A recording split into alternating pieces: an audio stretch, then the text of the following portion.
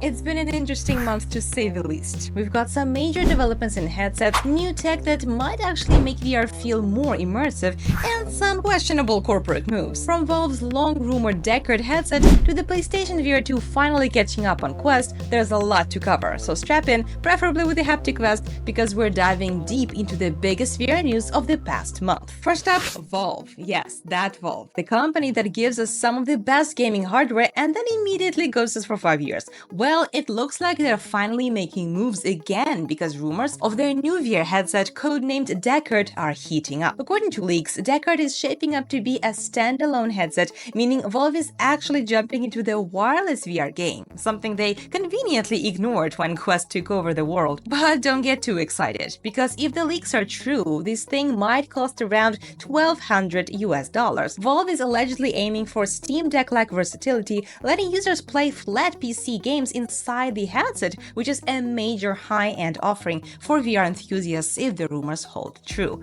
Still, this is going to be a VR enthusiast headset, not meant to compete with Meta, and for enthusiasts ready to pay anything for the best and most comfortable experience, $1,200 isn't too bad, actually. Valve isn't playing for mass adoption or trying to push Quest out of the market. It is playing the long game, and it's prioritizing innovation over immediate sales. It's not looking to heavily subsidize hardware or throw money at developers to force VR adoption. Instead, they're sticking to its own philosophy of slow but steady progress. I don't think this headset is going to be a mainstream success, but as an enthusiast, I'm really excited about it, because for the hardcore VR crowd, Deckard could be the premium headset that we've been waiting for. Speaking of standalone headsets and games, if you've been paying attention, you probably noticed that more and more VR games are going free to play. And while it's all happy days for gamers, it's actually pretty sad times for developers. The latest to jump on this trend is Mannequin by Fast Travel Games, a VR multiplayer game that went from $20 to free to play on Quest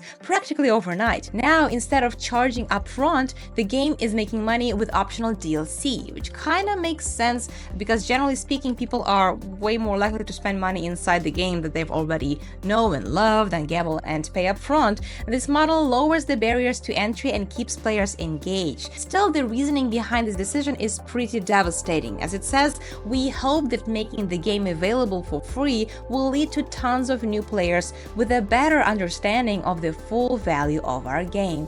Seeing that email broke my heart a little, because Mannequin is indeed a super unique and awesome multiplayer VR game, and they're right, tons of people need to discover it to realize just how great it is and how fun it is to play with friends. And I really thought that it was very, very unique, and I would never want to see it go under. But Mannequin isn't just a one-off. In the recent Quest Store report by Upload VR, numerous developers shared that they feel like Meta is now prioritizing free-to-play content, leading to an average revenue drop-off for interviewed studios between 50 to 80%. Even Andrew Bosworth himself, the Meta CTO, admitted that all the gaming has shifted significantly more towards free-to-play. So this could explain Mannequin's decision, and you may expect even more games to follow this path. And while Mannequin is shifting to free-to-play in an effort to survive, not every VR studio is that lucky. Toast Interactive, the team behind Richie's Plank Experience and Max Mustard, just closed its office and laid off the majority of its staff. This is yet another blow to indie VR developers, and if that wasn't bad enough,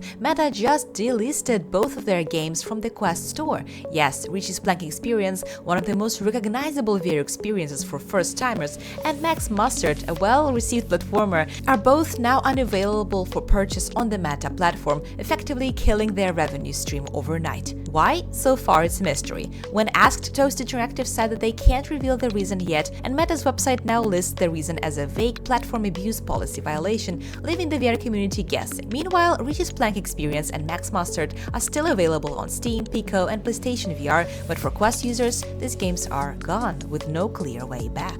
In the meantime, while the developers are struggling, Meta is doubling down on Horizon Worlds with a brand new $50 million creator fund. Yes, Meta is literally throwing money at people in hopes that they will finally start using Horizon Worlds. And this time, they're making it easier by adding desktop tools, so creators don't have to build everything inside a VR headset anymore. The big goal here is to make Horizon Worlds less of a ghost town. Meta is still trying to position it as the future of the metaverse, but right now, it's mostly the feature of awkwardly animated avatars. Will this new investment change that? Who knows, but at least some creators will get paid in the process. Meanwhile, over in the Sony's world, PlayStation VR 2 has finally figured out that hands exist. That's right, after launching a headset with inside-out tracking and eye tracking, Sony somehow didn't think to include hand tracking. But better late than never. The first game to support controller-free hand tracking has dropped, and it's Waltz of the Wizard. The update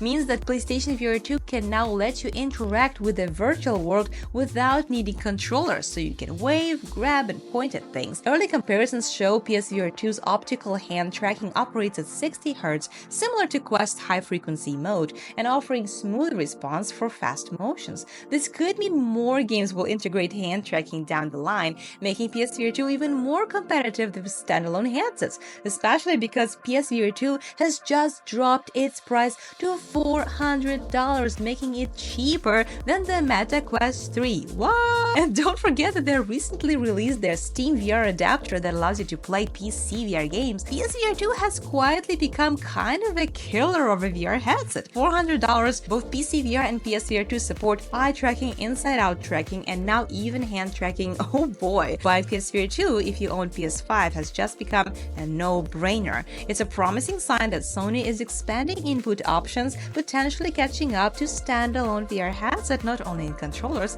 but also in price too. Back to Meta, it looks like they might not be done with high-end VR after all. According to leaks, Meta is secretly working on a premium Quest headset, possibly to replace Quest Pro. After canceling the Quest Pro 2, Meta seemed to be shifting all focus to affordable headsets, but apparently they've changed their minds again. Details are scarce, but there's speculation that Asus is involved in the hardware design and that the headset will bring back eye and face tracking. Yay! No word on when or if the thing will actually release, but given Meta's track record, don't be surprised if they announce it, cancel it, and then reboot it under a different name in 6 months. And while we're still on Meta, let's talk about something that actually exists. The latest Quest update version 74. This new update brings some much-needed quality of life improvements. First off, you can now pin web shortcuts directly in your library, which basically means you can make your favorite websites or WebXR pages function like applications in your Quest library. For those of us who use VR browser more than we'd like to admit, like for movie streaming for example, it's nice to have. Like you can pin Netflix or Amazon Prime videos right there. The biggest update though is DisplayPort out support for Quest 3. That's right, you can now output your Quest display via USB-C to an external monitor or capture card. This means higher quality, a lower latency compared to the usual wireless casting, which is huge. This update makes Quest a little more versatile, especially for those using it both as a standalone device and a PC VR headset. And now let's talk haptics, because actually feeling things with your hands, that's next level. Enter Hapticos, a startup that just introduced new haptic hand exoskeleton that promises realistic touch feedback. The prototype currently costs $2,500 per pair, which sounds insane until you realize that similar high-end haptic gloves usually go for $10,000 or more. And Hapticos says that they're working to bring the cost down to under $1,000 by 2026. Wow, this thing is basically a mechanical glove that tracks each finger with sub-millimeter accuracy and applies force feedback to simulate different textures and resistance. So when you grab something in VR, you actually feel like you're holding it. I know it's hard to believe, but these gloves do exist and they really do feel real. I tried a similar glove at CES and it was one of the most mind-blowing experiences I've ever had with this kind of technology, especially the part where I could feel water. Yes, water. Unbelievable. For now, this exoskeleton is being tested in industrial and military applications, but if it makes its way into gaming, this could be a game changer. Imagine playing Half-Life Alyx and actually feeling the textures underneath your fingers of every object that you pick up. VR would never be the same. And that's it for today. Stick around for more exciting VR updates, and I will see you next time.